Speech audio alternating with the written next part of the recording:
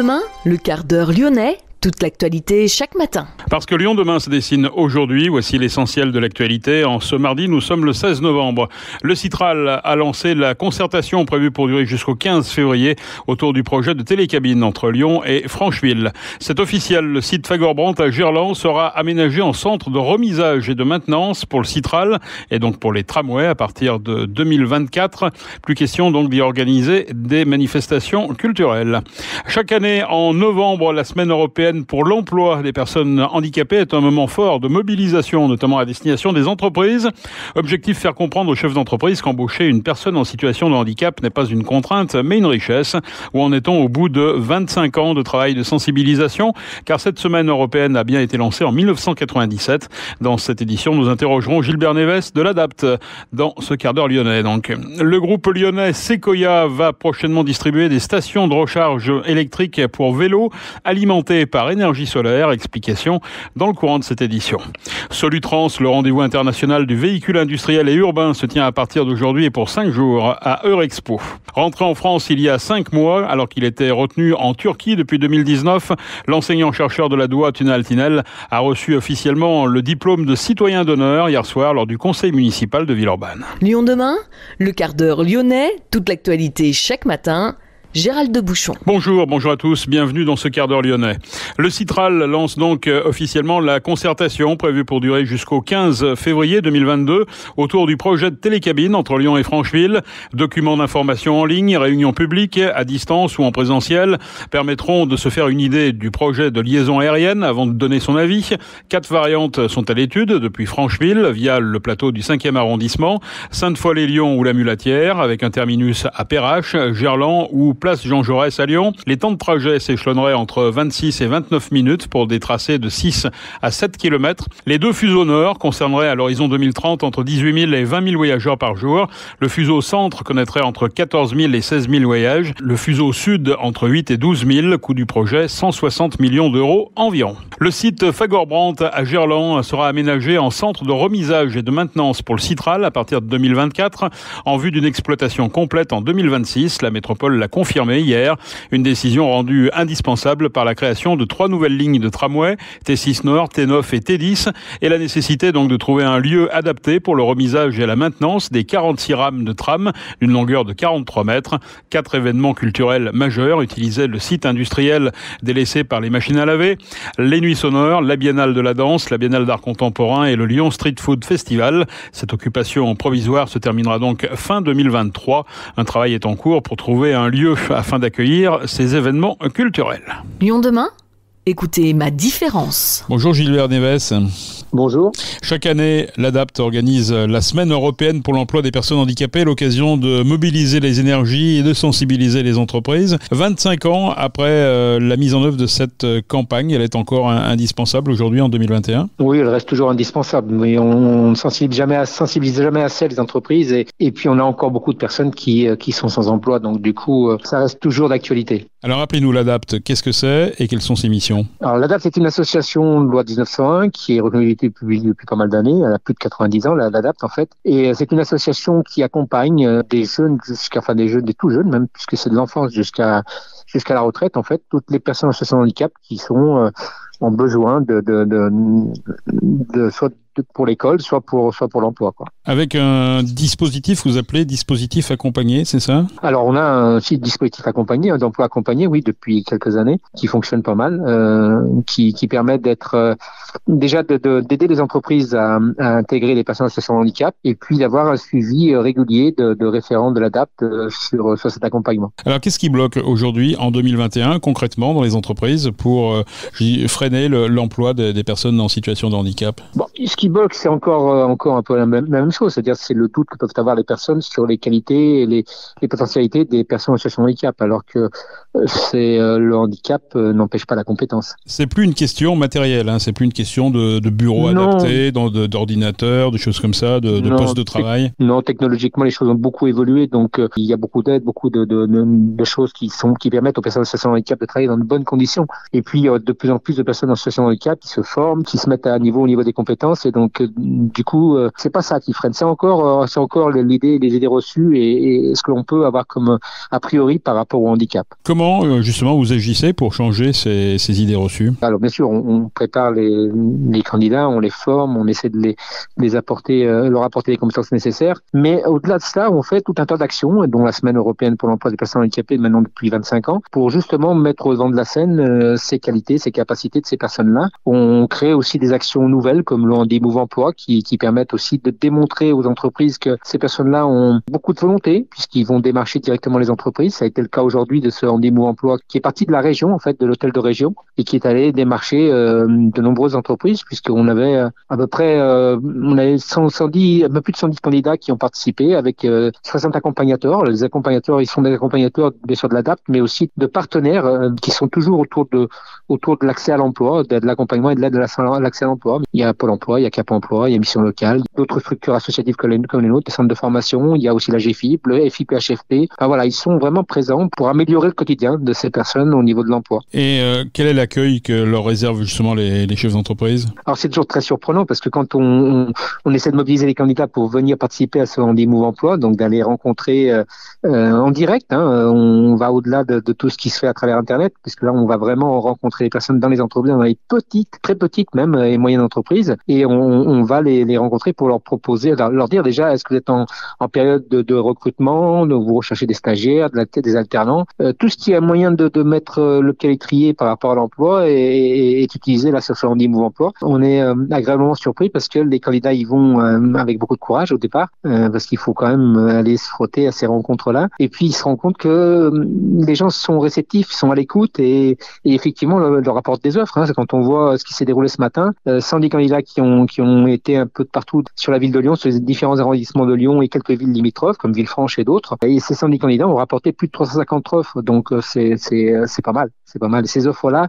on essaie de les faire véhiculer auprès de ces demandeurs d'emploi en situation de handicap au plus vite pour qu'il puisse y avoir des emplois qui se mettent en place, quoi. Et parallèlement, je suppose que l'ADAPT met aussi en avant certains profils de personnes qui sont en situation de handicap et qui ont une réussite justement dans l'intégration. Bien sûr, on essaye de démontrer qu'il y a des belles réussites, qu'il y a des beaux parcours, qu'il y a des personnes qui réussissent bien et donc il n'y a pas de raison que ça ne fonctionne pas pour d'autres. Les jeunes aujourd'hui sont les premières victimes de cette difficulté d'accès à l'emploi. Les jeunes et les moins jeunes, il n'y a pas que les jeunes, parce que je pense que plus on est vieillissant et plus c'est compliqué de trouver un emploi. Et c'est vrai pour tout le monde. C'est encore plus vrai quand on a en plus un handicap qui vient se greffer. Donc oui, les jeunes, les moins jeunes. Et puis on sort de cette situation de confinement, de Covid qui a duré plus d'un an. Alors on n'en est pas sorti, mais l'emploi est encore très frileux et même les personnes ont peur aussi d'y aller. On avait beaucoup plus de demandeurs d'emploi qui avaient participé les années précédentes. Là, on en a un peu moins. Mais bon, voilà, faut relancer la mécanique et on est là pour ça. Qu'est-ce que vous faites alors concrètement au niveau des entreprises pour les inciter au-delà de cette semaine, parce qu'évidemment on a bien compris que là on mettait l'accent sur cette problématique, mais le reste de l'année,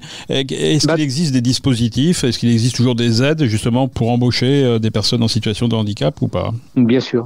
Toute l'année on est sur cette démarche d'accompagnement et d'aide puisqu'on forme les candidats, on leur fait trouver des stages dans les entreprises. Plus les entreprises intègrent des personnes par quelque moyen que ce soit l'alternance, que ce soit le stage ou d'autres, plus ils se rendent compte qu'effectivement ces gens-là ont un vrai potentiel et pourquoi pas embaucher des personnes en situation de handicap. Donc tout au long de l'année on fait ça. Alors après on a des structures comme le FIPHFP pour la fonction publique ou la GFIP pour le domaine privé qui apportent des aides pour faciliter cette intégration-là. Quand on voit par exemple l'emploi accompagné, c'est un des cas. On va aider l'entreprise financièrement à pouvoir avoir quelqu'un qui accompagne pendant une très longue période ces personnes en situation de handicap pour les rassurer, pour être sûr que ça fonctionne, pour être sûr que ça pérennise l'emploi. Est-ce que les quotas qui ont été mis en place sont aujourd'hui respectés? Est-ce que c'est une mesure efficace? Alors non, on n'est toujours pas aux 6% dans toutes les entreprises, on en est encore loin sur certaines, sur d'autres c'est déjà dépassé, mais le quota permet justement de sensibiliser l'entreprise et de dire on va pouvoir vous aider à intégrer des personnes qui vous pensez être en difficulté et finalement si c'est que du matériel, on va pouvoir prendre en charge. Enfin voilà, c'est le rôle de ces structures que je vous ai citées comme la FIPHFP ou la GFIP. Quels sont les bons et les mauvais élèves? Je dirais que j'ai l'impression que les administrations sont plutôt assez réceptive à cette problématique? Alors oui et non. Je dirais que toutes les structures aujourd'hui sont réceptives parce que quand on voit la pénalisation, ils font des efforts pour pouvoir intégrer des personnes. Il vaut mieux avoir une personne à l'emploi que de verser des sommes à la GFIP alors qu'on n'a pas le quota. Donc je pense que tout le monde est assez réceptif à cela. Après, je pense qu'il faut qu'ils franchissent le cap, ces entreprises, et qu'ils intègrent ces personnes-là. Les petites et moyennes entreprises sont souvent des bons élèves parce qu'ils vont aller chercher les compétences sans trop se demander s'il y a une difficulté et puis gérer. C'est pour ça aussi qu'on a créé ce niveau emploi, pour qu'on aille taper aux portes de ces petites entreprises qui ne viennent pas forcément sur des forums ou sur des grosses manifestations, mais qui sont sensibles aux compétences et qui du coup vont intégrer facilement une personne dans leur dispositif. Quels sont les projets d'avenir? Alors les projets, ils sont nombreux. On est toujours à la recherche d'actions innovantes, de moyens de faire reconnaître et de sensibiliser les entreprises. On agit de plus en plus aux plus jeunes, c'est-à-dire dès les écoles, même des petites classes pour sensibiliser les personnes, parce qu'on part du principe que plus les gens connaissent la situation de handicap et connaissent les moyens qui sont mis en œuvre pour compenser les handicaps et ainsi de suite, plus on se dit plus ces personnes-là iront facilement vers ces publics-là. Et donc aller sensibiliser dans les écoles, aller faire des actions comme on fait avec l'Handi Mallette dans les petites classes, mais aussi dans les classes supérieures, dans les universités aussi. Et plus on va convaincre des étudiants et donc des futurs employeurs potentiels que le handicap peut être tout à fait intégré dans l'entreprise. Est-ce qu'il faut encore faire bouger la loi? Alors, c'est bien qu'il y ait la loi et qu'il y ait des contraintes par rapport à l'intégration, mais je pense qu'il faut plus bouger sur les mentalités et c'est pour ça qu'on agit dès le plus jeune âge aujourd'hui avec l'ADAPT sur les écoles, sur les formations, sur les citoyens, parce que c'est une histoire de mentalité. Merci beaucoup, Gilbert Neves. C'est moi qui vous remercie et on a encore d'autres actions qui vont se dérouler tout au long de la semaine. On a 2 webinaires qui sont en place, un avec l'Europe puisqu'on a une semaine européenne pour l'emploi des personnes handicapées. On va avoir un webinaire avec l'Allemagne le 22 novembre là, et puis un autre webinaire le 24 avec tout ce qui est ruralité puisque c'était le thème de cette année, l'emploi des personnes en situation de handicap dans les lieux où on est un peu éloigné des grandes villes. Merci beaucoup Gilbert. Merci à vous. Le groupe lyonnais Sequoia va prochainement distribuer des stations de rechargement électrique pour vélos alimentés par l'énergie solaire. Station de recharge intelligente. Cette station vélo est alimentée en énergie solaire grâce à des panneaux photovoltaïques installés sur le toit, capables de fournir une puissance de 1300 watts. Dotée de casiers sécurisés pour les batteries et accessoires, cette station dispose également de distributeurs automatiques, d'écrans tactiles informatifs avec carte et plan d'accès par exemple. L'abri vélo est également équipé d'une vidéo de caméra surveillance, mais aussi de points de recharge pour smartphone et d'un point d'accès au Wi-Fi. Ce produit est plus qu'une simple box. Il sert de point de rencontre, de lieu d'échange et dynamise de manière ludique les espaces publics ou privés, souligne l'entreprise Sequoia. Le Salon des maires de France qui se tient à Paris en décembre prochain pourrait être une belle vitrine pour ce projet. Les premiers modèles devraient voir le jour début 2022. Solutrans, le rendez-vous international du véhicule industriel et urbain, se tient à partir d'aujourd'hui pour 5 jours à Eurexpo. 1000 exposants et marques, près de 70 000 visiteurs professionnels attendus. Le salon avait enregistré 56 000 visites en 2019 avant le Covid. Solutrans augmente sa surface d'exposition pour la passer de 80 000 à 90 000 m², 7 halls au total. Un véritable pari en pleine période de reprise. Au-delà des innovations techniques et technologiques, Solutrans permettra d'évoquer d'autres thématiques comme celle du financement avec les aides possibles. En toile de fond, bien sûr, la transition écologique. Les transporteurs vont devoir faire évoluer leur flotte de véhicules industriels thermiques en se tournant vers l'électrique ou l'hydrogène. Le Solutrans Digital Show se déroulera en même temps que le salon physique. Cette version digitale du salon permet des échanges sans frontières. Lyon demain, média agitateur d'idées. Rentré en France il y a 5 mois, alors qu'il était retenu en Turquie depuis 2019, l'enseignant-chercheur de la DOA, Tuna Altinel, a officiellement reçu le diplôme de citoyen d'honneur hier soir lors du conseil municipal de Villeurbanne.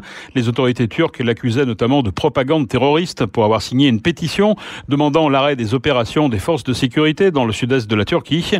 Acquitté en janvier 2020, le professeur de Lyon 1 s'est battu durant plus d'1 an pour récupérer son passeport que les autorités refusaient de lui restituer. Tuna Altinel a pu finalement revenir à Lyon le 11 juin dernier. Une nouvelle appli destinée aux plus de 60 ans, Senior Connect, portée par le département du Rhône, peut être téléchargée dès ce mardi sur vos stores habituels. Le département s'est fixé comme objectif de prévenir la dépendance grâce à l'interaction des personnes âgées entre elles et l'information concernant tout ce qu'offre le territoire en matière de services ou d'activités. Senior Connect est une communauté d'échange pour se divertir et s'informer. Des associations culturelles, sportives ou sociales, partenaires de Senior Connect, publient des événements ou actions qui permettent aux utilisateurs de trouver des idées de sortie. Ce service est assorti d'une carte interactive. Senior Connect est aussi une communauté d'échange de services.